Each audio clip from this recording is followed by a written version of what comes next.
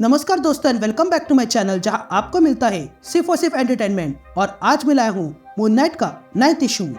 तो यार वीडियो पे नए हो तो वीडियो को लाइक कर देना और चैनल को सब्सक्राइब कर देना। और साथ ही मेरे चैनल पर ज्वाइन बटन स्टार्ट हो गया है तो आप वहां से भी ज्वाइन कर सकते हो।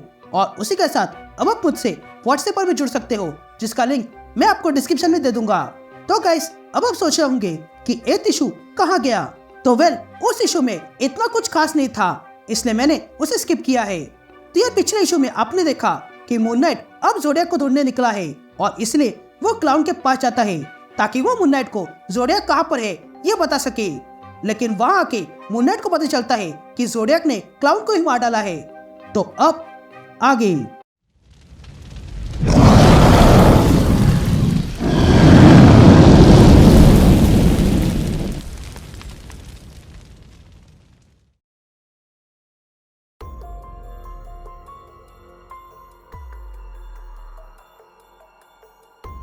All right gang. तो इशू की शुरुआत में हम मून नाइट को देखते हैं जिसे किसी ने धक्का मार के विंडो के बाहर फेंक दिया था।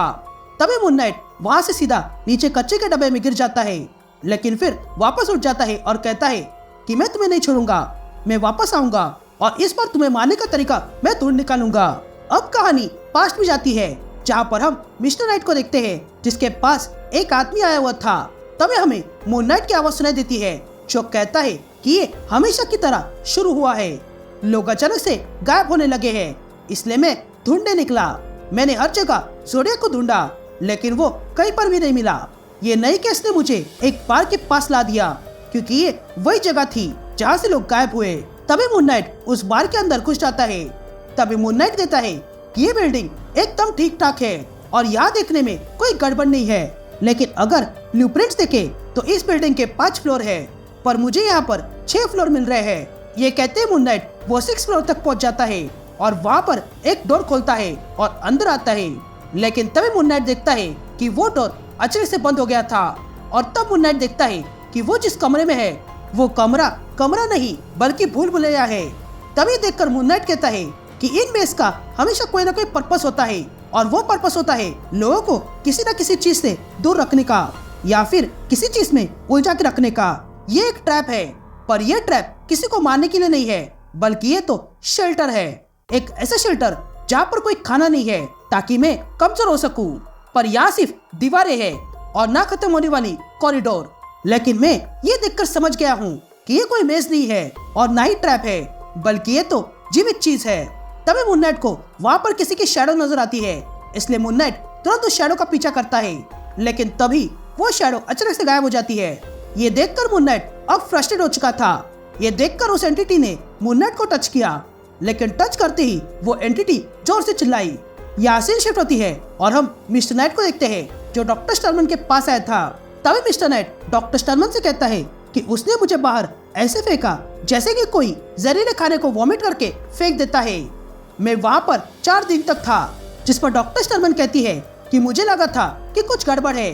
जिस पर मिस्टर नाइट कहता है कि मैं जानता हूँ कि रिस ब्लैक पैंथर के कांटेक्ट में है। जिस पर डॉक्टर स्टर्मन कहती है कि तुम्हारी बातों से ऐसा ही लगता है कि एवेंजर्स को तुम्हारे बारे में पता है, तो माँ क्या तुम रिस, टाइग्रा और सोल्जर पर भरोसा करते हो। जिस पर मिस्टर नाइट कहता है हाँ मैं इन सब पे भरोसा करता हूँ।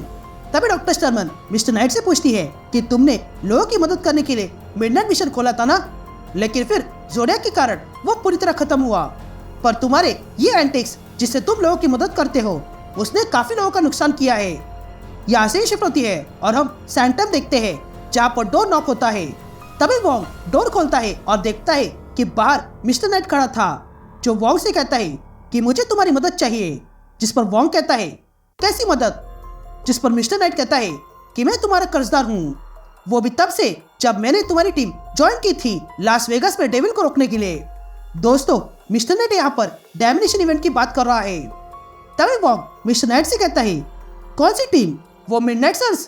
तुम शायद भूल रहे हो कि उसके बाद तुमने स्टेज पर हमला किया था और उसकी पावर छीनी थी। जिस पर मिस्टर नाइट कहता है कि हाँ मुझे वो याद है। तभी वोंग कहता है कि तुम्हें क्या चाहिए। यह कहते ही सीन शिफ्ट होती है और हम मून नाइट को देखते हैं जो रिस के साथ एक बिल्डिंग के बाहर खड़ा था। तभी रिस मून नाइट से पूछती है कि क्या तुम इसके अंदर फिर से जाओगे। जिस पर मून नाइट कहता है कि मुझे जाना होगा क्योंकि बहुत से लोग अंदर है। लेकिन अब यही फर्क है कि मैं जानता हूँ कि मैं किससे लड़ रहा हूँ। जिस पर एस मून नाइट से पूछती है कि अगर तुम वापस नहीं आए तो? जिस पर मून नाइट कहता है कि अगर ऐसा हुआ तो तुम्हें दूसरी जॉब ढूंढनी पड़ेगी। जिस पर एस कहती है कि जॉब से याद आया, तुम अब मुझे पैसे कैसे दोगे क्योंकि तुम्हारे अकाउंट खाली पड़े हैं। जिस पर मून नाइट कहता है कि उसकी चिंता मत करो। जिस पर एस मून नाइट से पूछती है कि क्या तुम वापस आओगे? जिस पर मून नाइट कहता है कि मैं हमेशा वापस आता हूँ। यह कहते हैं मून नाइट फिर से उस पार्क के अंदर चला जाता है और 6th फ्लोर पे आता है। तभी मून नाइट वो डोर खोलता है और कहता है कि मैं जानता हूँ कि तुम मुझे पसंद नहीं करते हो, इसलिए फिर से वही मत करना जो तुमने किया। ये कहते हैं मून नाइट अंदर आ जाता है। तभी मून नाइट कहता है कि ये हाउस ऑफ शैडो है, एक जीवित स्ट्रक्चर जो स्पेस एंड टाइम के बियॉन्ड है। तुमने डॉक्टर स्ट्रेंज और उसके दोस्तों से कई बार पंगा लिया है और उन लोगों ने कई बार तुम्हें बैनिश किया है, पर फिर भी तुम यहाँ हो। पिछली बार जब मैं यहाँ पर था तब मैंने कहा था कि मैं तुम्हें जिंदा नहीं छोड़ूंगा, पर मेरे पास कोई मैजिकल पावर नहीं है और ना ही मैं तुम्हें बैनिश कर सकता हूँ जैसे कि स्टेज ने किया था। इसलिए मैंने बहुत सारे थर्मोबैरिक एक्सप्लोशन इस बिल्डिंग को उड़ाने के लिए लगाए हैं। पर बात ये नहीं है, मैं अब तुम्हें समझने लगा हूँ क्योंकि तुम और मैं एक जैसे हैं और हम दोनों भी बार बार आते रहते हैं। मुझे लगा था कि तुम मेस हो, पर यह सच नहीं है। तुम तो घर हो और घर में रहा जाता है, फिर वो चाहे कैसा भी हो और किसी का भी हो।